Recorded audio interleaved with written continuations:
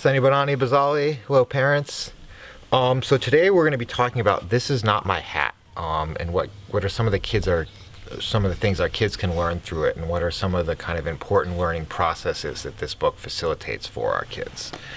So I think the biggest thing is it's the tension between the pictures and the words. So, and even if he does wake up, he probably won't notice that it's gone. The words don't really tell us what's going on. It's the pictures that are actually showing us what's going on.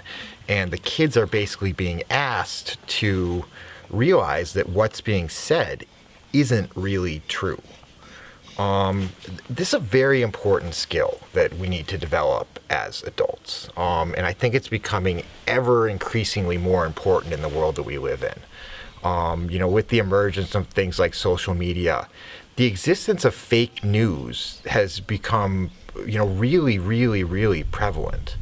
So we need to be able to see, not just should I listen to this person, but is what they're saying matching up with the reality in front of me?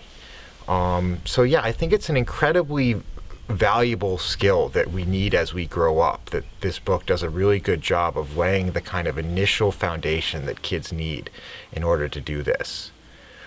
So the other thing about this book that's very important, and again, is very similar to some of the other books we've read, there is no clear moral message. The big fish is not really a hero. I don't think we're encouraging kids that if someone steals your hat, you should go and eat them.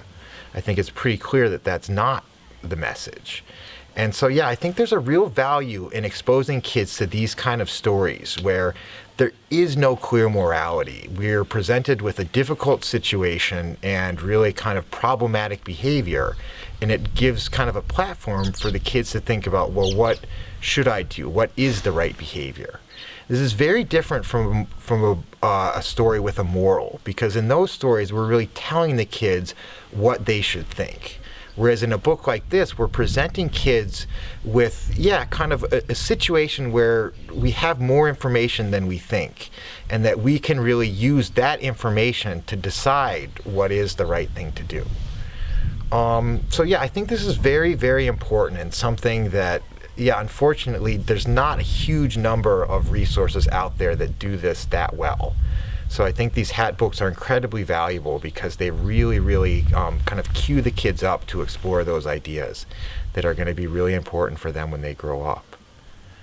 And then again, to kind of bring this back to our world now, our kind of COVID-19 situation, I think, it's really, really an important lesson for us, not just for the kids, to really read between the lines and, not just take information at face value, but really look at what the person is saying and then look at what they're saying it about and see if, what we can see and what's being said seem to correlate. And if we don't see a correlation, we should really be questioning, well, why is that? And again, sometimes things are complicated, and, when we're talking about science, if we're not scientists, on some level we may have to take the expert's word for it.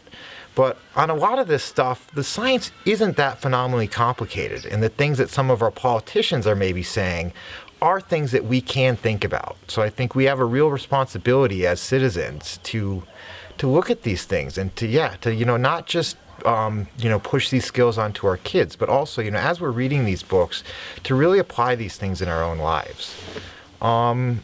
Cool. So hope you guys enjoyed the book. Hope your kids enjoy the book. And stay safe and stay sane. Thanks, guys. Bye. Thank you for watching. Don't forget to check out our downloadable activities on thanda.org.